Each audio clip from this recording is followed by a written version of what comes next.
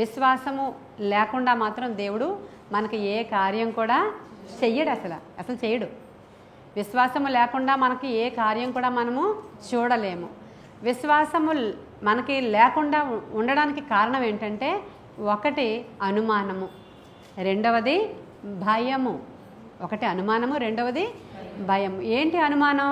జరుగుతుందో లేదో, అవుతుందో లేదో, మేము చేయగలమో లేదో, నేను చేసింది వింటారో లేదో, ఇవన్నీ కూడా అనుమానాలు.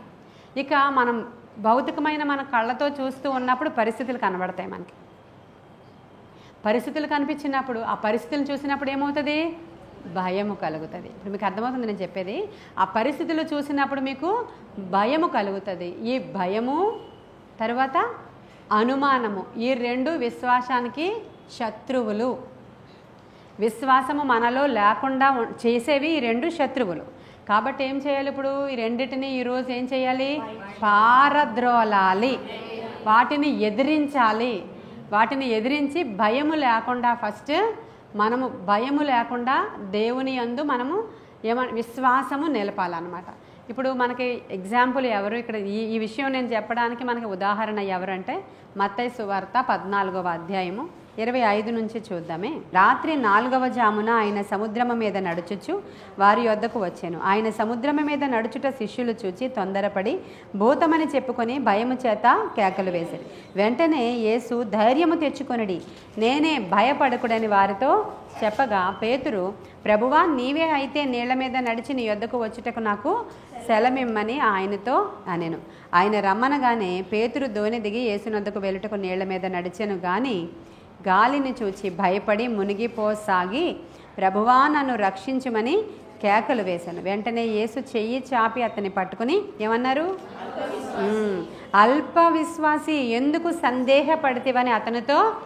ఇప్పుడు నేను 2 చెప్పాను మీకు. విశ్వాసానికి ఆటంకపరిచే కారణాలు 2 అని చెప్పాను. ఒకటి భయము, రెండవది ఇక్కడ ఎందుకు సందేహపడితివి అంటే ఎందుకు అనుమానపడ్డావు అని అర్థం. అంతేనా? నీకేంటి సందేహం? ఏంటి నీకు? నేను ఉన్నాను కదా ఇక్కడ, నువ్వెందుకు సందేహపడ్డావు? పేతురు ఆ అలలను చూసి భయపడసాగి, భయము తర్వాత అనుమానం, ఈ 2 కూడా మన విశ్వాసానికి శత్రువులు. మనం అందరము ప్రార్థన చేస్తున్నాం కానీ విశ్వాసము మనలో లేదు.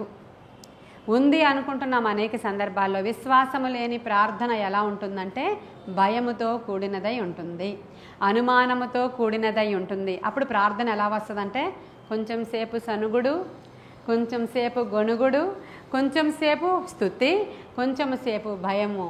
నిజమేనా నేను చెప్పేది? నిజమే కదా చెప్తాను, నిజాలని చెప్పినాను అన్నీ.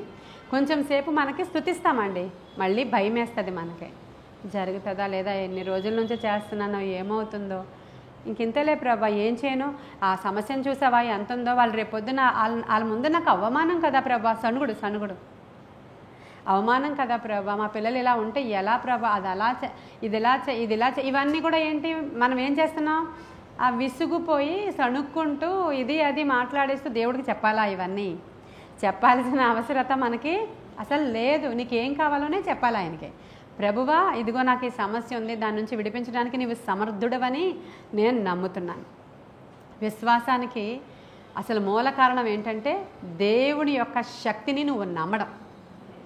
నీవు విశ్వాసము కలిగి ఉన్నావు అంటే దాని అర్థం ఏంటంటే దేవుని యొక్క పవర్ మీద నీకు నమ్మకం ఉంది అని అర్థం. ఆ దేవుడిని నీవు రక్షకుడుగా చూస్తున్నావు అని అర్థం. ఆయన నిజ దేవుడు అని నువ్వు ఖచ్చితంగా నీకు చాలా నమ్మిక ఉంది కాబట్టి నువ్వు విశ్వాసాన్ని ఆపరేట్ చేయడానికి ఇష్టపడుతూ ఉన్నావు. ఇది లేకపోతే వాక్యాన్ని నువ్వు హత్తుకొని ఉన్నావు కాబట్టి నీలో విశ్వాసము డెవలప్ అవుతుంది. ఆ వాక్యాన్ని హత్తుకోకుండా దేవుణ్ణి కంప్లీట్గా ఆయన పవర్ని ఎస్టిమేషన్ వేసుకోకుండా అసలు ఆయన పవర్ గురించి నువ్వు తెలుసుకోకుండా ఉంటే నీకు అసలు విశ్వాసమే లేదు అని అర్థం. విశ్వాసము ఉంది కూడా ఆపరేట్ అవ్వట్లేదు అని అంటే ఈ భయము, ఈ అనుమానము నీలో చాలా ఎక్కువగా చోటు చేసుకున్నాయి అని అర్థం. కాబట్టి విశ్వాసముతో కూడినటువంటి ప్రార్థనలు సంఘము చెయ్యాలి అని దేవుడు చాలా ఎదురు చూస్తూ ఉన్నాడు. మనం ఆయన మీద విశ్వాసము కలగాలి అని అంటే మనం అధికముగా సహవాసములో గడపాలి. సహవాసములో గడుపుతూ ఉన్నప్పుడు విశ్వాస సహితమైన ప్రార్థనలు మనలో ఉన్న విశ్వాసాన్ని డెవలప్ చేస్తూ ఉంటాయి. రెండవది వాక్యాన్ని హత్తుకొని ఉండాలి. వాక్యమే నీలో ధైర్యాన్ని నింపుతుంది. కారణం దాంట్లో జీవం ఉంది కాబట్టి, అది సత్యమైనది కాబట్టి, వాక్యమే దేవుడు కాబట్టి. వాక్యము లేని ప్రార్థనలు వ్యర్థమైపోతాయి. వాక్యాన్ని ధ్యానం చేయకుండా, వాక్యాన్ని ఆశ్రయించకుండా, అసలు వాక్యాన్ని మనము కనీసం కూడా ఎక్కువగా దృష్టించకుండా మెసేజ్లు వినేయడం, పాటలు వినేయడం, ఇక్కడ ప్రార్థనకు వచ్చేయడం చాలామంది జీవితాల్లో సంఘాలలో జరుగుతున్నది ఇదే. వాళ్ళు దేవుని వాక్యాన్ని ఆశ్రయించరు, దేవుని వాక్యాన్ని హత్తుకోరు. ఆయన ఏం చెప్పాడు? వాక్యమే దేవుడు, ఆయనే వాక్యమై ఉన్నాడు. కృపాసత్య సంపూర్ణుడుగా ఆయన మన మధ్యలోనికి శరీరధారుడిగా వచ్చాడు. ఆయన పేరు వాక్యము. ఇప్పుడు విశ్వాసంలో నువ్వు బలపడాలి అని అంటే ఎక్కువగా వాక్యాన్ని ధ్యానం చేసి హత్తుకోవాలండి. రెండవదిగా నీ దేవుడు ఎట్టివాడో, ఎంత గొప్పవాడో, ఎంత బలవంతుడో నీవు తెలుసుకొని ఉండాలి. కాబట్టి విశ్వాసముతో కూడిన ప్రార్థనలు సంఘములో జరుగుతుండాలి. ఇప్పుడు మీ అందరికీ పరిపూర్ణమైన విశ్వాసము దేవుని ఎడల ఉండాలి అని అంటే నువ్వు ఇప్పుడు ఈరోజు శత్రువుని ఏం చేయాలి? పారద్రోలాలి. భయం పోగొట్టుకోవాలి. ఈరోజు అసలు భయపడొద్దు దేనికి కూడా. ధైర్యముగా ఉండి ఆయన దగ్గరికి వెళ్ళాలి. ఆ వాక్యాలు చూపిస్తాను. హెబ్రీయులకు రాసిన పత్రిక 10వ అధ్యాయము 35వ వచనం చూద్దాం. చూసారా? కాబట్టి చాలండి.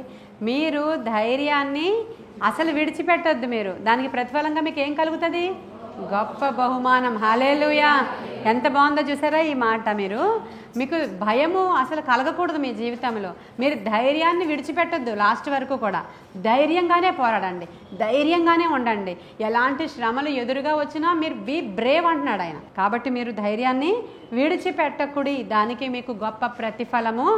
దీనికి ఉదాహరణ చెప్తాను. షడ్రకు, మేషకు, అబేద్నగో వాళ్ళ ముందర మండుతున్నటువంటి అగ్నిగుండము, ఇంకా చావు కాసుకొని ఉంది. అక్కడ భయంకరమైనటువంటి వేడిమి కొలిమి కాలిపోతూ ఉంది.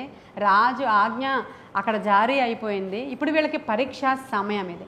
ఏం చేయాలి? ఇప్పటికిప్పుడు ఓవర్కమ్ అయిపోయి మనం అన్యుల దేశంలో ఉన్నాం కాబట్టి ఇది తప్పదు మనకి, ఇది ఇంకా చేసుకోవాల్సిందే, లేకపోతే అవ్వదు, ఏముందలే అని అసలు మనం అక్కడ సరెండర్ అయిపోవాలా? లేకపోతే రాజుకి భయపడొద్దు, అగ్నిగుండానికి కూడా భయపడొద్దు అని మనము మన ఎదురున్నటువంటి ఆ గొప్ప దేవుణ్ణి, ఆయనను మాత్రమే మనము దృష్టించాలా అనేది వాళ్ళ మధ్యలో ఉన్నటువంటి పరీక్ష. ఇప్పుడు వీళ్ళు ధైర్యాన్ని విడిచిపెట్టలేదు గనుక వాళ్ళని అగ్నిగుండంలో వేసేశారు. వెళ్ళేటప్పుడు వీరుల్లాగా పాటలు పాడుకుంటూ వెళ్ళిపోయారు వాళ్ళు. అయితే అవుతుంది, చనిపోతే ఆయన దగ్గరికి వెళతాము, లేదంటే రక్షించుకుంటే ఆయన సమర్థుడు ఏదైనా చేసుకుంటాడు.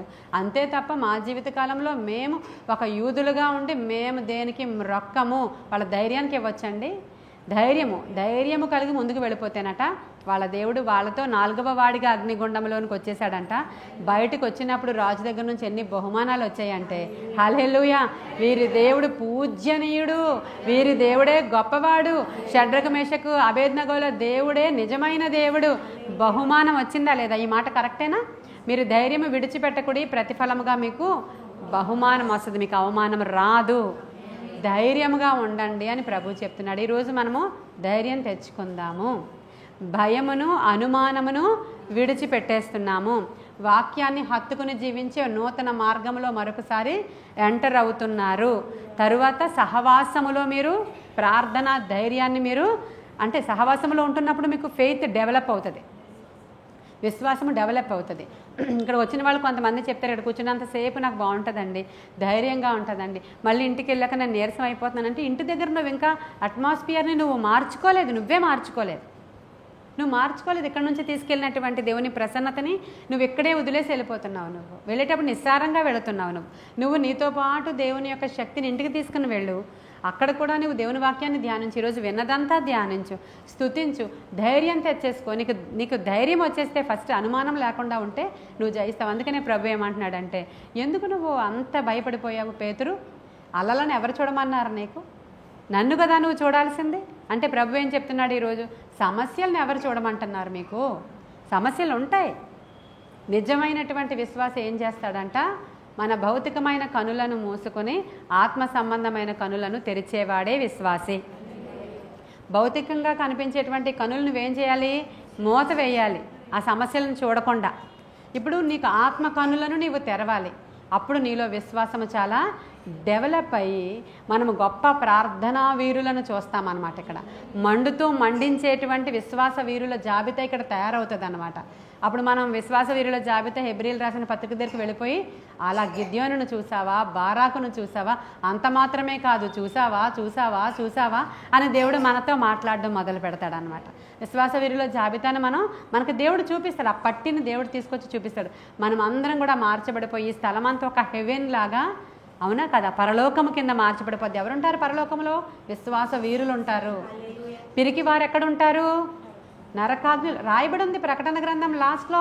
పిరికివారు, ఫస్ట్ పిరికివారు అగ్నిగుండములోనికి వెళ్ళువారు ఎవరనగా ఫస్ట్ ప్లేస్ ఎవరిది? హెప్సిబా ఎవరిది ఫస్ట్ ప్లేస్? పిరికి వారిది. నరకాగ్నిలోనికి వెళ్ళిపోవాలి అని అనుకుంటే నువ్వు ప్రతిదాని గురించి భయపడవచ్చు. ప్రతిదీ భయమేనా? ప్రతిదీ భయమేనా?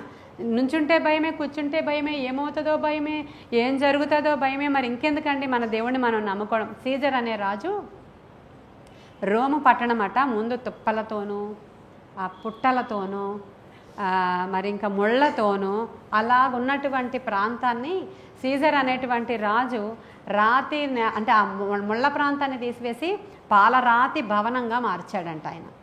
ఒక సీజరు అలాంటి ముళ్ళ తుప్పలని రాతి భవనంగా మారిస్తే ఒక సేవకుడు, అన్యులు వస్తారు, విగ్రహారాధికులు వస్తారు, పిరికివారు వస్తారు, భయముతో ఉన్నవాళ్ళు వస్తారు, రోగులు వస్తారు, రకరకాల మనుషులు ఇక్కడికి వచ్చి ఆ తుప్పలు, ఆ ముళ్ళు, ఆ పుట్టలు ఇక్కడే వస్తాయి. వచ్చిన దీని అంతటినీ కూడా ఎవరినైతే విశ్వాస వీరులుగా మారుస్తాడో ఆ సేవకుడు సీజర్ కంటే గొప్పవాడు అని ఒక ఆయన రాశాడు. హల్లెలూయా. ఆ సేవకుడు సీజర్ కంటే గొప్పవాడు. ఇప్పుడు ఇంతమంది విశ్వాస వీరులుగా నేను తయారు చేస్తే నేను సీజర్ కంటే గొప్పదన్నాను. అది అర్థం అక్కడ. కాబట్టి ఈరోజు మనం ఇంతమంది ఇక్కడ పాలరాతి భవనంగా కూర్చొని ఉన్నాం, పరలోకంగా కూర్చొని ఉన్నాం. ఇక్కడ పరలోకమే మన మధ్యలో నిశ్చయముగా వచ్చేసింది. ఇక్కడ భయము లేదు, ఏడుపు లేదు, సూర్యుడి యొక్క అవసరత లేదు, నీతి సూర్యుని కిరణాలు మన మీద ఉదయిస్తూ ఉంటాయి. చీకటి రాజ్యం అది కానే కాదు. ఆకలి దప్పులు అక్కడ లేనే లేవు. మన యొక్క భౌతికమైన కన్నులతో కాదు మనం చూస్తున్నాం, ఆత్మ సంబంధమైన కన్నులతో మనము విశ్వాసాన్ని ఆపరేట్ చేయాల్సిన వారమై ఉంటాము అని దేవుని వాక్యం సెలవిస్తుంది. మరి మనం ఈ ప్రార్థన సహవాసము ద్వారా ఏమని ఎలా మాట్లాడాలి అంటే మార్కు సువార్త 11వ అధ్యాయం 24వ వచనం తెరవండి. మార్కు సువార్త 11వ అధ్యాయం 23, 24 కూడా చదువుదామా?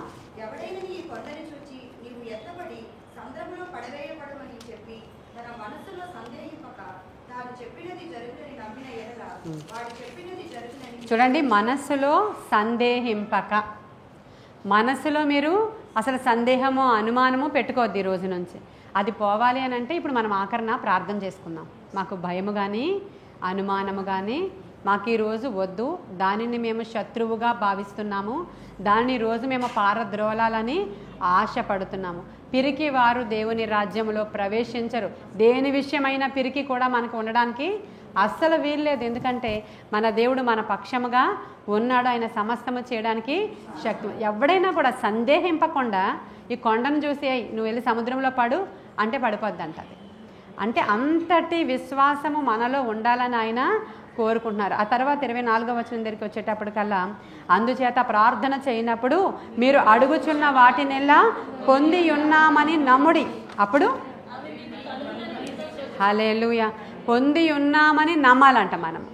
మనము ప్రార్థన చేయనప్పుడు ఎల్లను ప్రార్థన చేసిన ప్రతిసారి ఇది మేము పొందాము, ప్రార్థన చేసిన ప్రతిసారి ఇది మేము పొందేసుకున్నాము అని నమ్మమంటున్నాడు.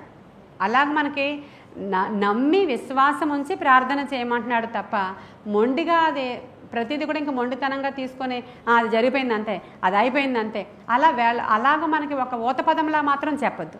నిజమైన విశ్వాసముతో, అనుమానం లేకుండా, భయము లేకుండా దేవునికి ఇష్టడైనటువంటి వ్యక్తిగా మనం జీవిస్తూ నిరంతరము ప్రార్థన వలనను వాక్య ధ్యానము వలనను ఆయనకి మరి ఇష్టలుగా మనం జీవిస్తున్నప్పుడు ఇవన్నీ జరుగుతాయి మనకి. కొంతమంది మొండి బండ విశ్వాసంతో వాళ్ళు మొండి కార్యాలు చేసి అనేక మంది దేవునికి అవమానం తెచ్చిన వాళ్ళు చాలామంది ఉన్నారు. వాళ్ళు దేవునితో సహవాసం చేయరు, సహవాసంలో నిలిచి ఉండరు, పాపాలని ప్రేరేపించుకుంటూనే ఉంటారు, పాపానికి భయపడరు. కాబట్టి ఇవన్నీ చేస్తూ మొండి విశ్వాసంతో ఏదో ఒక మొండిగా వెళుతూ ఉంటారు. వాళ్ళకి శోధకుడు ఏం చేస్తాడంటే అవమానం తీసుకొస్తాడంట. వాళ్ళకి అవమానం వస్తుంది. మనకైతే అవమానం రాకుండా ఉండాలి అని అంటే మనం ఇప్పుడు నేను చెప్పినటువంటి అవలక్షణాలు ఏవి కూడా మన జీవితంలోనికి రాకుండా మీరు ఏమైతే ప్రార్థన చేస్తున్నారో అది జరిగాయని మీరు నమ్మండి, ధైర్యంగా ఉండండి, విశ్వాసంతో ఉండండి, అనుమానం లేకుండా ఉండండి. పేతురు ఏం చూశాడు? గాలి, తుఫాను, అలలు, అలజడి వస్తున్నప్పుడు ఉవ్వెత్తుగా లేచి వచ్చేటువంటి అలలు వచ్చేస్తున్నాయంట. వస్తుంటే జస్ట్ ఇలా చూశాడంట. చూస్తే ఈ భౌతిక నేత్రాలతో చూసినప్పుడు అవన్నీ తినను ముంచేస్తాయి ఏమో అని భయపడిపోతూ బోధకుడా నన్ను రక్షించు అన్నప్పుడు ఏ టైంలో వచ్చారని చెప్పాను యేసుక్రీస్తు ప్రభువారు? 4వ జాము. అక్కడ వేకువాన్ లేదు, ఇప్పుడు ఇక్కడ ఏముందో అది చెప్పాలి మీరు. 4వ జామున వచ్చారు ఆయన. అక్కడికి ఎన్ని గంటలు లేచి ప్రార్థన చేస్తున్నాం మనం అందరం? అది 4వ జాము. 6 గంటల నుంచి 6 గంటల వరకు జాములు లెక్క పెడతారు యూదులు. సాయంత్రం 6 నుంచి రేపు పొద్దున్న 6 వరకు లాస్ట్ జామ్. అది 3 నుంచి లాస్ట్ 6. ఇక్కడ 6 నుంచి ప్రారంభమవుతుంది, అది మొదటి జాము. అర్థమవుతుంది కదా? కాబట్టి మనం 4వ జామున ఆయన వచ్చి ఏం చేశాడంట? గాలి, తుఫాను ఏది అడ్డు రాదు నీకు, అల్ప విశ్వాసివిగా ఉండొద్దు నువ్వు, నేను అద్భుతం చేస్తాను అన్నాడు ఆయన. అద్భుతం. ఆయన వచ్చేటువంటి సమయం అంటే ఏంటి? నీ విశ్వాసాన్ని నువ్వు డెవలప్ చేసుకోవడానికి ఒంటరి ప్రార్థన చాలా ప్రాముఖ్యము కనుక నేను 3 గంటలకి ఇండివిజువల్గా చేసుకోండి అని చెప్తున్నాను నేను. మన కుటుంబ ప్రార్థన మస్ట్గా చేసుకోండి సాయంకాలం, లేదంటే రాత్రి పడుకునేటప్పుడు, లేదంటే ఉదయం లేచినప్పుడు. మీ కన్వీనియన్స్, మీ ఉద్యోగాలు, మీ భర్త ఉద్యోగాలు, మీ కుటుంబ ప్రార్థన అలా చేసుకున్నారు. ఈ 3 గంటల ప్రార్థన మాత్రం వ్యక్తిగత ఉజ్జీవము, వ్యక్తిగతమైన విడుదల, కుటుంబం అంతటికి క్షేమము. ఆయన వచ్చే సమయంలో ఆయన మీరు కలుసుకునే టైం అది. మీ ఇష్టం. 7 రోజులు అయిపోయినాయి కదా అని మానేస్తామో, ప్రతి దినము లేచి 3 గంటల సమయంలో ప్రభువుని ఎదుర్కోవడానికి మనము వెళతాము. అది మీకు ఇష్టం, మీ ఇష్టమే, మీ చేతులకు వదిలేశాను నేను అది. హెబ్రీయులకు రాసిన పత్రిక 3వ అధ్యాయము 12వ వచనం చదువుదామా? సహోదరులారా, జీవము గల దేవుని విడిచిపోవునట్టి విశ్వాసము లేని దుష్ట హృదయము మీలో ఎవని అందైనా ఒకవేళ ఉండునేమో అని జాగ్రత్తగా చూచుకొనుడి. ఎంత క్లియర్గా రాశారండి. మనతో దేవుడు మాట్లాడుతున్నాడు. జీవము గల దేవుణ్ణి విడిచిపోయేలాంటి దుష్ట హృదయం. ఆ దుష్ట హృదయం ఎలా వస్తుంది? విశ్వాసము లేని దుష్ట హృదయం ఒకవేళ మీలో ఎవరిలోనైనా ఉందేమో జాగ్రత్తగా పరిశీలన చేసుకోండి. ఎంత పెద్ద మాట అండి అది. విశ్వాసము లేకుండా ఉండేటువంటి హృదయాన్ని ఏమంటున్నాడు ఇక్కడ పౌలు గారు? దుష్ట హృదయం. అది చాలా దుష్ట హృదయం. అది విశ్వాసం లేకుండా ఉండడం అది దుష్ట హృదయానికి సాదృశ్యం అది. కాబట్టి అలా జీవము గల దేవుణ్ణి విడిచిపోయేలాంటి విశ్వాసం లేని దుష్ట హృదయం ఎవరిలోనైనా ఉందేమో జాగ్రత్తగా మీరు పరిశీలించుకోండి. తెస్సలోనికయ సంఘం ఉంది అక్కడ, తెస్సలోనికయ సంఘం. ఆ తెస్సలోనికయ సంఘస్థులు ఎంత మంచివారంటే పౌలు ద్వారానే పొగిడించుకున్నారు. అసలు పౌలు పొగడడం చాలా కష్టం, అవును కదా? పౌలు గారు తిడతారు, ఎక్కడ చూసినా కర్రతో రావాలా, వేషాలు వేస్తున్నారా, బెత్తంతో వస్తాను, ప్రార్థన చేస్తున్నారా లేదా అని తిడతాడు ఆయన. ప్రార్థన చేయండి, ప్రార్థన చేయండి అంటాడు ఆయన. ఆయన చాలా స్ట్రిక్ట్గా భక్తి చేయిస్తాడు. అటువంటి ఆయన తెస్సలోనికయ సంఘస్థుల్ని పొగుడుతున్నాడు. ఎందుకు పొగుడుతున్నాడంటే, అబ్బా మిమ్మల్ని చూస్తుంటే, మీ విశ్వాసాన్ని చూస్తుంటే మాకే అతిశయంగా ఉందని. చూద్దామా? తెస్సలోనికయలకు రాసిన పత్రిక, 2వ తెస్సలోనికయలకు రాసిన పత్రిక 1వ అధ్యాయము 3వ వచనం.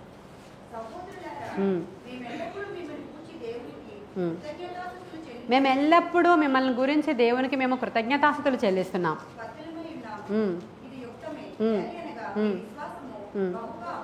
ఎందుకని మేము కృతజ్ఞత చూపించి దేవునికి మేము చెప్తున్నామంటే, మీ ఎల్లవేళలా మీ విషయమై మేము కృతజ్ఞతలు చెల్లించే బద్దులమై ఉన్నాం. ఎందుకంటే మీ విశ్వాసము ఎలా ఉందంటమ్మా? బహుగా అభివృద్ధి పొందిపోతుందంట. హల్లెలూయా. మనం ఈ రోజు నుంచి తెస్సలోనికయ సంఘ విశ్వాసుల వలె మన విశ్వాసము బహుగా అభివృద్ధి చెందాలి. ఎవరిని కదిపినా అసలు అవిశ్వాసపు మాటలు రాకూడదు. నేను ఒకవేళ డల్ అయిపోయి మీకు ఫోన్ చేశాను అనుకో, మీరు విశ్వాసమైన మాటలతో నన్ను ధైర్యపరచాలి తప్ప, అమ్మ మా పాస్టమ్ గారే కృంగిపోయారా, నేను కూడా ఇంకా కృంగిపోదామని అనుకోకూడదు. అర్థమవుతుందా? ఎవరికి ఫోన్ చేసినా మనకు అవుతుంది పాస్టమ్ గారు, మన దేవుడు నా విషయంలో ఖచ్చితంగా కార్యం చేస్తాడు, మీరు భయపడకండి, నేను ప్రార్థన చేస్తున్నా, నన్ను ఎవడు కదల్చలేడు అని మీరు చెప్పాలన్నమాట. అంతటి విశ్వాస సహితమైన ప్రార్థనలు చేస్తూ తెస్సలోనికయ సంఘాన్ని ఎలా అయితే పౌలు పొగిడాడో మన సంఘాన్ని దేవుడు అలా పొగడాలని. అందుకే ఆయన మన అందరికీ కొంచెం చిన్న పరీక్షలు ఇచ్చాడు. అంటే మన విశ్వాసాన్ని డెవలప్ చేయాలని ఆ పరీక్షలోనే మరలా పోషిస్తూ ఉంటాడు. రత్న ఒక సాక్ష్యం, వండర్ఫుల్ సాక్ష్యం చెప్పింది. పోయిన నెల 7 దినాల ఉపవాస ప్రార్థనలప్పుడు ఆమెకు కొంత అప్పు ఉందంట. ఆ 7 రోజుల ప్రార్థనలప్పుడు ప్రతిరోజు వచ్చి ప్రభుని అడుగుతుందంట, అయ్యా ఈ అప్పు ఎలాగైనా సరే తీర్చాలి, అది నాకు చాలా తల మీద బరువుగా భారంగా భయంగా ఉంది, ఇది నాకు తీర్చాలని చెప్పి అక్కడ ఎంత ప్రెషర్ ఉన్నా ఏదున్నా సరే ప్రార్థనలకు వచ్చేసిందంట, ప్రార్థన చేసిందంట, దర్శనాలు చెప్తుందంట. దేవుడు చెప్పే మాటలు విని రోజు రోజు నేను చెప్పిన వాటిని బట్టి ఏమైందంట, తనకి ధైర్యము పెరిగిందంట. 7 రోజుల్లో ఒక గొప్ప ధైర్యం వచ్చిందంట. 7వ రోజు పిలిచి ఆ అప్పుని ఈవిడ తీర్చగల కెపాసిటీ వచ్చిందంట. ఇది మామూలు విషయం కాదు. నేను 2 ముక్కల్లో చెప్పాను పాస్టర్ అమ్మగారు, మీకు 2 ముక్కల్లో అయ్యేటువంటి విషయం ఇది కాదు. ఇది చాలా పెద్ద విషయం. కానీ ప్రతిదినము మీరు చెప్తున్న వర్తమానము ద్వారా నేను ధైర్యము తెచ్చుకొని విశ్వాసము తెచ్చుకొని ఇక్కడ ప్రార్థించి వెళ్ళాను. 7వ దినాన దేవుడు నా అప్పంతా తీర్చేశాడు. హల్లెలూయా. ఇది మీరు సంఘానికి చెప్పండి అని చెప్పి అమ్మాయి దగ్గరికి వచ్చి నాకు పోయిన నెలలో సాక్ష్యం, మనం సాక్ష్యాలు చెప్పించాం కాబట్టి ఇప్పుడు నాకు ఈ వాక్యానికి రిలేట్ అయింది కాబట్టి చెప్పాను అంతే. నేను అలాంటి ఇది మామూలు మ్యాటర్ కాదండి, నేను 2 ముక్కల్లో చెప్పాను. కానీ కాదు, ఇది చాలా పెద్ద విషయం పాస్టర్ అమ్మగారని తను ఆ యొక్క సాక్ష్యాన్ని చెప్పింది. దినదినము ఇలా విశ్వాసంతో మీరు ఇలాగా వర్ధిల్లి నాకే చెప్పాలన్నమాట, మాకు విశ్వాసం ఉంది, దేవుడు చేస్తాడు, మేము విశ్వాసంతో ప్రార్థిస్తున్నామని. అప్పుడు మనల్ని చూసి పౌలు కాదు పొగుడుతాడు. ఎవరు చెప్తారు పొగుడుతారు? హల్లెలూయా. వచ్చే నెలలోనే పొగడేసేయాలి దేవుడు. నేను అసలు సర్ప్రైజ్ అయిపోతున్నాను, ఏంటి మీరు అందరూ అని అడగాలి ప్రభు వచ్చి. ఏంటి ఇలా సింహాల్లాగా అయిపోయారు, ఏంటి మీరు అందరూ ఇప్పటికే అలా ఉన్నారని చూపిస్తున్నారు కదా దేవుడు. ఇదేంటి ఇంకా మీరు ఇంత ధైర్యంతో ప్రార్థన చేస్తున్నారేంటి, దేనికి భయపడట్లేదు మీరు, ఆయనకి తప్ప ఇంక మరి దేనికి కూడా మనము భయపడేవారము కానే కాము అని ఆయన ఎంత చక్కగా ఇక్కడ వాళ్ళు విశ్వాసం పరీక్షల ద్వారానే ఏమవుతుందంట, మనకి పదును పెట్టబడుతుందంట. ఇప్పుడు మనం చాకు జారిపోయిందనుకోండి, షార్ప్నెస్ పోయిందనుకోండి, అప్పుడు ఏం చేయాలా, తీసుకెళ్ళి ఆ షార్ప్నెస్ పెట్టిస్తారు. అలాగో మీకు పరీక్ష ఎప్పుడైతే వస్తుందో అప్పుడు మీ విశ్వాసానికి పదును పెట్టబడతా ఉంటుంది. ఎంత బాగుందో కదా. కాబట్టి ఇప్పుడు మనం అందరం ఎలా ఉన్నాం, చాలా పదునుగా షార్ప్గా ఉండేటువంటి చాకుల్లాగా ఉన్నాం ఈరోజు. అలేలే. ఏం కట్ చేస్తామండి, సమస్యలను కట్ చేస్తాం, ఇక వేరే ఏది కట్ చేయకండి దయచేసి. మనం దాని సమస్యలను కట్ చేయడానికి ప్రభువాని మనం మోకరించాము అని అంటే అక్కడ ఆ సమస్య అక్కడ పరారైపోయిందంటే. తర్వాత ఎఫెసీయులకు రాసిన పత్రిక 2:8 ఏముందంటే, మనము విశ్వాసము ద్వారానే కృపచేతనే రక్షింపబడి ఉన్నాము అని రాయబడి ఉంది. అసలు మనం రక్షింపబడమే విశ్వాసము ద్వారా, దేవుని యొక్క కృపచేత మనము రక్షింపబడి ఉన్నాము. హెబ్రీ 11:6 ఒక మాట ఉంది, విశ్వాసము లేకుండా దేవునికి ఇష్టడై ఉండుట అసాధ్యం, దేవుని యొద్దకు వచ్చేవాడు ఆయన ఉన్నాడనియు తన్ను వెదుకువానికి ఫలము దయచేయువాడనియు మీరు నమ్మాలి కదా. చూసారు ఎంత బాగుంది ఆ మాట.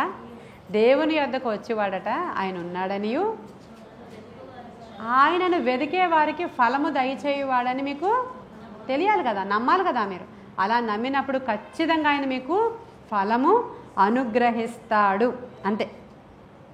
మరి మనమందరం కూడా ఈరోజు మన సామర్థ్యం మీద కాకుండా దేవుని సామర్థ్యము మీద లక్ష్యం ఉంచాలి, నమ్మిక ఉంచాలి. ఆయన ఏదైనా చేస్తాడు, ఆయన టైంలో మూవ్ అవుతాడు. కానీ నీకు అవమానం రానియడు, తప్పకుండా నీ మనమే అంగీకరిస్తాడు. నీవు నిలిచి ఉంటే ఆయన నిలిచే ఉంటాడు. నువ్వు పడిపోకుండా జాగ్రత్త పడాలి, అవిశ్వాసము లేకుండా జాగ్రత్త పడాలి, భయము లేకుండా జాగ్రత్త పడాలి. నువ్వు ధైర్యము కలిగి ఆయన కృపాసనము దగ్గరికి వెళ్ళాలి. అప్పుడు ఆయన ధారాళముగా ఇస్తాడు అని రాయబడాడు. ఆయన ధారాళముగా ఇచ్చేవాడు. ఎవరికైనా ఏది కొదువుగా ఉన్నా సరే ఆయన దగ్గరికి వెళ్ళి అడిగినప్పుడు యాకోబు పత్రికలో ఉంటుంది, ఆయన ఎవరిని కాదనక ఆయన ధారాళముగా ఇచ్చేవాడు. హల్లెలూయా. ఈరోజు మనకి ఈ యొక్క మంగళవారం దినాన్ని ఏమి మనం తీసుకోవాలి ఈరోజు దేవుని దగ్గర నుంచి? విశ్వాసమే. మాకు విశ్వాసం కావాలి. ఎలాంటి విశ్వాసం అంటే, ఈ రోజు ఇదిగో మేము ఎలా అయితే విశ్వాసం విన్నామో తండ్రి, మేము అవిశ్వాసులుగా ఈ రోజు నుంచి ఉండడానికి వీలేదు. మాలో ఉన్న భయాన్ని ఈరోజు మేము పారద్రోలడానికి ఇక్కడ మేము ఆరాధన చేసుకోబోతున్నాం, ప్రార్థన చేసుకోబోతున్నాం. విశ్వాసం ఇప్పటి వరకు మాలో లేదు ప్రభువా, ఉంది అని అనుకున్నాం కానీ దాన్ని ఆపరేట్ చేయడం మాకు రాలేదు ప్రభువా. కాబట్టి ఎప్పుడో జరిగినవి, పూర్వం జరిగిన సంగతులను ఇంకా మేము జ్ఞాపకానికి తెచ్చుకోం. అవి విడిచిపెట్టాము, మేము వేరయ్యాము. ఆ చింతలు మా మీద ఏలుబడి చేయవు. మేము అపరాధులుగా మనస్సాక్షి చేత అసలు అది వెనక్కి లాగుతూ ఉంటే ఏడవబడుతూ సాతాను యొక్క మాటలకి మా చెవి మేము ఇవ్వము. పాల్ యాంగెచ్ అనేటువంటి పాస్టర్ గారి గురించి అస్తమానం చెప్తూ ఉంటాను కదా నేను. ఆయన దగ్గరికి ఒకసారి భార్యాభర్తలు ఇద్దరు వచ్చారంట. వచ్చి వాళ్ళు ఏమడుగుతున్నారంటే ఆ భార్య బాగా సిక్ అయిపోయిందనమాట, రోగిగా అయిపోయిందన్నమాట, పిచ్చిదానిలాగా ఉంటుందన్నమాట. ఎన్ని మందులు వాడినా ఆవిడ బాగా అవ్వట్లేదంట, ఎంతమంది డాక్టర్స్ దగ్గర తీసుకెళ్ళినా ఆవిడ బాగా అవ్వట్లేదంట.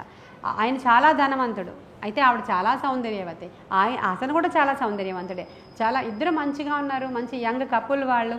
అసలు ఎంతకీ ఆవిడ బాగా అవ్వలేదంటే ఎన్ని డాక్టర్ల దగ్గర తీసుకెళ్ళినా బాగా అవ్వకపోతే పాస్టర్ గారి దగ్గరికి వచ్చారు వాళ్ళు. పాస్టర్ గారి దగ్గరికి వచ్చినప్పుడు ఆయన ఆఫీస్ రూమ్లో కూర్చున్నారు. ఆయన ఆఫీస్కి వచ్చినప్పుడు పాస్టర్ గారు ఇది సంగతి, ఇది నా భార్య ఎన్ని మందులు వాడినా బాగా అవ్వట్లేదు, ఏంటో మాకు తెలియదయ్యా అని చెప్పినప్పుడు ఆయన దేవుని సహాయం అడుగుతున్నాడు పాస్టర్ గారు. ప్రభా మరి నేనేం చెప్పాలి, వైద్యులు ఏమీ చేయలేదు, అసలు ఏ లోకం లేదట, అసలు రిపోర్ట్స్లో ఏమీ లేనేలేదట, మరి ఏం చేయాలి నేను, నాకు సహాయం చేయండి అని అడిగితే అప్పుడు ప్రభు ఆయనకి గైడ్ చేశారు. ఆమెది శరీర రోగం కాదు మానసిక రోగం అని ప్రభువే గైడ్ చేశారంట. పాస్టర్ గారికి గైడ్ చేసినప్పుడు అప్పుడు ఈ పాస్టర్ గారు చెప్పారంటే, అయ్యా మీరు కాసేపు బయట కూర్చుంటారా, ఆవిడకి ఒంటరిగా నేను కౌన్సిలింగ్ చేయాలి, అడుగుతాను ఆవిడకి అని అంటే సరే అని పాస్టర్ గారు అక్కడ బయట కూర్చున్నారు. ఇప్పుడు ఈయన అడుగుతున్నారు, అమ్మా నీవు పూర్వపు సంగతులు ఏమైనా పట్టుకుని మర్దన పడుతున్నావా, ఏం జరుగుతుంది నీకు, అసలు నీ హిస్టరీ చెప్తావా, మీరు ఎవరు, ఎలాగా మన బ్రదర్ని కలుసుకుని మీరు పెళ్లి చేసుకున్నారు, మీ యవ్వనంలో మీరు ఎక్కడ చదువుకున్నారు, ఎక్కడ ఉండేవారంటే కోపం వచ్చి పెద్ద పెద్ద కళ్ళు చేసి లేచి నిలబడి తిట్టిందంట పాస్టర్ గారిని. నీకు అన్నీ చెప్పాలా, నేను పూర్వం ఏమేం చేసి వచ్చానో చెప్పాలా నేను నీకు, నువ్వేమైనా జడ్జివా, నేనేమైనా ముద్దయినా, నువ్వు పాస్టర్వా జడ్జివా అని అడిగిందంట. అమ్మ మీరు బాధపడొద్దు, కూర్చోండి, ఒక్కసారి కూర్చొని ఒకసారి నా వైపు చూడండి మీరు అన్నాడంట ఆయన. పాస్టర్ గారి వైపు చూసినప్పుడు ఇప్పుడు మీరు చెప్పండి, నేను మిమ్మల్ని బాగు చేయాలనుకుంటున్నాను, ప్రభువు మిమ్మల్ని స్వస్థపరచాలనుకుంటున్నారు, మీరు మీ అంతరంగంలో ఉన్నటువంటి బాధను నాతో షేర్ చేసుకుంటే దాని గురించి మనం యేసయ్యకి చెప్దాము, అది విడిపించబడతారు మీరు తప్పకుండా అని చెప్పినప్పుడు చాలా గట్టిగా చాలాసేపు ఏడ్చిందంట. ఏడ్చి అప్పుడు తన బాధను ఆమె చెప్తుంది. ఆమె తన సొంత బావగారితోనే తప్పు చేసింది. వాళ్ళక్క డెలివరీకి వెళ్ళిన టైంలో ఇంట్లో తీసుకొచ్చి ఈ అమ్మాయిని ఉంచితే, సెకండ్ డెలివరీకి వెళ్ళినప్పుడు పిల్లల్ని చూసుకోవడానికి అని ఉంచితే ఈ అమ్మాయి బావగారితో తప్పు చేసింది. సరే అక్కడ ఏదో తప్పు అయిపోయింది కదా అని ఇంకా అలా ఊరుకోకుండా ఈ బావగారు ఏం చేశాడు, బయటికి వెళ్ళినప్పుడు అల్లా అస్తమాను ఈ అమ్మాయిని పిలుస్తున్నాడు. ఇంక ఈ అమ్మాయికి అపరాధ భావము పెరిగిపోతూ ఉంది, బయటికి వెళ్ళినప్పుడల్లా తప్పు చేయడానికి తీసుకుని వెళ్ళిపోతున్నాడు. ఈ అమ్మాయి ఇంకా వాళ్ళ అక్క జీవితాన్ని ఎంతో అన్యాయం చేశానన్న భావన పెరిగిపోయి చాలా భయపడిపోయి తన నుంచి తప్పించుకోవడానికి ఆమెకి అప్పుడు సోర్స్ లేకపోయిందంట. మొత్తం కాలేజీలో జాయిన్ అయినా ఇక వీడి నుంచి తప్పించుకోలేకపోతుంది. అప్పుడు ఈయన ఎవరైతే ఇప్పుడు పెళ్లి చేసుకున్నాడో ఆయన వచ్చి ఈమెని కరెక్ట్గా ఆ టైంలో పెళ్లి చేసుకుంటావా అని అడిగాడట. వెంటనే ఇతని నుంచి తప్పించుకోవడానికి నాకు వేరే ఒక మంచి లైఫ్ కావాలి అని చెప్పి వెంటనే అతనికి ఒప్పుకుని ఆమె వివాహం చేసుకున్న తర్వాత ఆయన తర్వాత వివాహం అయిన తర్వాత ఇంకా ఆయన బిజినెస్లు పెట్టి చాలా ధనవంతుడైపోయాడు. ఈయన భార్యని పువ్వులాగా చూసుకుంటాడంట, ప్రేమిస్తాడంట. ఆ ప్రేమను బట్టి ఈమె తట్టుకోలేకపోతుంది, ఎందుకంటే ఈమె సిన్నర్. అతను చూసే ప్రేమను ఈమెని పువ్వులాగా చూస్తున్నాడు, కానీ ఈమె పువ్వు కాదు, ఈమె ఫ్రెషర్ కాదు. అయితే పిల్లలు పుట్టుతున్నారు, 2-3 పిల్లలు పుట్టేశారు. ఆ పిల్లలేమో అమ్మని కౌగిలించుకుంటున్నప్పుడల్లా ఆ పిల్లలు దేవదూతల్లాగా అనిపిస్తున్నారంట ఆవిడకి. ఈమె కల్మషం అయిపోయినటువంటి ఆమెలాగా ఆమె మనస్సాక్షి ఆమెను చాలా గద్దిస్తూ వెనక్కి లాగుతూ చచ్చిపోవాలనే కోరికతో ఇక ఆమె మానసిక రోగిగా, భర్త దగ్గరికి వచ్చినప్పుడల్లా మానసిక క్షోభ అనుభవిస్తుంది. ఆమె రోగిగా మారిపోయింది, అపరాధ భావంతో నిండిపోయింది, చచ్చిపోదాం సూసైడ్ అటెంప్ట్ చేసుకుంటుంది, చాలా మానసికంగా కురుంగిపోయి ఇంకా ఆఖరికి ఆమె దురాత్మ అటాక్ అయిపోయింది. ఇంకేంటి, దురాత్మ కాచుకుని కూర్చుంటుంది ఎక్కడైనా సరే, నువ్వు ఇంకా పిచ్చిదానిలాగా అయిపోవాలని అలా ఎంటర్ అయిపోయింది. అప్పుడు పాస్టర్ గారికి ఈ విషయం చెప్పినప్పుడు, అంటే ఆ పాస్టర్ గారు కొన్ని థెరపీలాగా చేస్తూ ఉంటారనమాట. చూడమ్మా మన ఇద్దరం కలిసి ఇప్పుడు కొలను దగ్గర కూర్చున్నాం, కళ్ళు మూసుకొని ఆ కొలను కనబడుతుందా అని అడుగుతాడు అనమాట ఆయన. అంటే ఒక రకమైనటువంటి దాంట్లోనికి తీసుకెళ్ళిపోతాడు ఆయన. ప్రార్థన చేద్దాం, కళ్ళు మూసుకోమ్మా, నీకు ఇప్పుడు కొలను కనబడుతుందా, నీవు ఒక రాయితీ ఆ కొలనులో వేయి, ఎంత దూరంలో పడిందో చూడు, అక్కడ ఇలా గుండ్రాలు వస్తున్నాయా చూసావా, ఆ రాయి కనపడిందా అంటే లేదు లోపలికి వెళ్ళిపోయింది, ఇలా అన్నమాట చెప్తుంది అనమాట ఆవిడ. అవన్నీ చేసిన తర్వాత ఇప్పుడు నువ్వు చేసిన పాపాలు ఏవి కూడా లేవు, అవి విసిరివేయబడ్డాయి, ఆయన దాన్ని తీసేశాడు, అవి అసలు నీ ఎదుటిగా లేవు, నువ్వు పరిశుద్ధపరచబడ్డావు, నువ్వు పశ్చాత్తాపపడి ఎప్పుడైతే అతిక్రమాన్ని దాచిపెట్టకుండా ఒప్పుకొని దాన్ని విడిచిపెట్టావో అప్పుడు దేవుడు నిన్ను అంగీకరించాడు గనుక నీవిప్పుడు పూర్తిగా పరిశుద్ధపరచబడ్డావు, ఆయన రక్తములో కడగబడ్డావు అని చెప్పి ఆమెకు ప్రార్థన చేసినప్పుడు ఆమెలో నుంచి ఆ దురాత్మ పారిపోయి ఆ యొక్క ఏమంటారు ఆ పాప అదే భారం అంతా కూడా పక్కకి పోయి ఆవిడ నూతన సృష్టిగా మారిన ఫీలింగ్ ఆవిడకి కలిగినప్పుడు ఆవిడ స్వస్థపరచబడింది. బడిందంట. కాబట్టి వెనుకున్నవన్నీ కూడా మరచి ముందున్న వాటి కొరకు వేగిరపడచ్చు, గురి యొద్దకే మనం పరుగు పెట్టాలి అని చెప్పడంలో నేనేం చేస్తానంటే, ఇంక వెనుకున్నదంతా కూడా పాపం అయితే పాపం విడిచిపెట్టండి. చేసేసి ఉండుంటే ఆల్రెడీ చేశాను కాబట్టి దానికి దీనికి వస్తుందని మళ్ళీ మూడోది చేయకండి. ఇంకా ఇలాంటివేవి కూడా ముందు కూడా తిట్టాను, నేను బాగానే ఉన్నాను కదా, ఇప్పుడు కూడా బూతులు తిడతానని అలాంటివి కూడా అసలు రిపీట్గా ఏ పాపం ఇంకా మీ దగ్గరికి రానియొద్దు. మీరు ఇప్పుడు బ్రాండ్ న్యూగా మారిపోయాం. ఈరోజు 7 రోజులు మనం ఉపవాసం ఉండి బ్రేక్ చేసి ప్రార్థన చేసి కన్ఫెస్ చేసుకుని పశ్చాత్తాపపడి రాత్రి లెగిసి ప్రభువుకి సరెండర్ అయిపోయి, అందుకే సరెండర్ చేయించాం మీకు రాత్రి. ఎవరికి వాళ్ళే సరెండర్ అవ్వాలి. మీకు ఏం తోస్తుందో అదే ప్రార్థన చేసుకోవాలి. మీకు ఏం తోచిందో అదే మీరు. మీకు అర్థమైందా? మీరు అక్కడ కూర్చుని మీరు ఏం ప్రార్థన చేసుకున్నారో అదే మీరు. మీ గురించి మీకు తెలియాలంటే ఏ ప్రాఫిట్ దగ్గరికి వెళ్ళాల్సిన అవసరత లేదు. మీరు రాత్రి ఏం ప్రార్థన చేసుకున్నారో అదే మీరు. కాబట్టి అవన్నీ కూడా వెనుకున్నవన్నీ కూడా మీరు ఏం చేశారు? ఇప్పుడు విడిచిపెట్టారు. విశ్వాస నేత్రాలు తెరిచాము ప్రభువు ఎదుట. ప్రభువుని హత్తుకుంటున్నాము. విశ్వాసంతో మనము ముందుకి కొనసాగిపోతున్నాము. ఇప్పుడు మీరు అందరూ ఎలా ప్రార్థన చేయాలి? ఇక 7 రోజుల ప్రార్థన, 40 రోజుల ప్రార్థన, 21 రోజుల ప్రార్థనలో ఇక్కడ అంతా ముండ్ల తుప్పలు లేవు, పుట్టలు లేవు, అసలు ఏ చెత్త మొక్కలు ఇక్కడ లేవు, పాల రాతి బిల్డింగ్స్ ఉన్నాయి ఇక్కడ. ఇదంతా కూడా అలా మార్చివేయబడ్డాయి. మనం ఆ విధముగా దేవుని ఎదుట చెక్కిన వారి వలె, సువర్ణాల వలె దేవుని యొక్క సన్నిధిలో దేవదూతల్లాగా, దేవునికి ఇష్టలైన బిడ్డల్లాగా మనం మార్చబడ్డాం కదా. ఎప్పుడైతే అతిక్రమాలు ఒప్పుకున్నామో, పశ్చాత్తాపడ్డామో, సమస్త దోషాలని కాల్చివేయమని అడిగామో, విశ్వాసంతో ప్రభువు ఎడల ధైర్యాన్ని కలిగి ఇప్పుడు పేతురులాగా నీటిలోనైనా నడిచి ఆయన వైపే చూస్తూ వెళ్ళిపోతాం తప్ప మనకి అలలేమీ మనల్ని చేయలేవు. ఇలాంటి విశ్వాసంతో ముందుకు వెళ్ళే భాగ్యం దేవుడు మనకి ఇవ్వాలని ఈ కొన్ని మాటలు దేవుడు మన వెనుకడిలో దీవించునుగాక. ప్రార్థన చేసుకుందాం.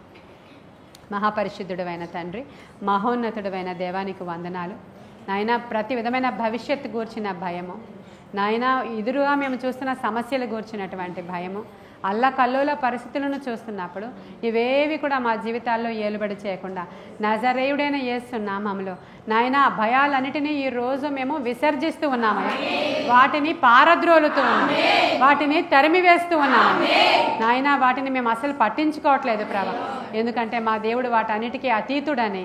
దేవా, మేము షడ్రక మేషక అబేద్నగోలలాగా అగ్నిగుండాన్ని చూడట్లేదు కానీ మా దేవుణ్ణి చూస్తున్నాం ప్రభా. శక్తిమంతుడైన మా దేవుని సామర్థ్యాన్ని మేము ఆశ్రయిస్తూ ఉన్నాం ప్రభా. మా దేవుని తట్టే మా కనులెత్తి చూస్తున్నాం ప్రభా. మా సహాయము మీరే దేవా. వాక్యాన్ని హత్తుకుంటున్నాం ప్రభా. దేవుని యొక్క సహవాసాన్ని ప్రేమిస్తున్నాం ప్రభా. దేవా, మేము జయం పొందుకున్నాం ఈరోజు నాయన. విశ్వాసం అనే కృపావరము మా అందరి మీదకి ఈరోజు మరలా నూతనముగా దిగి వచ్చినగాక.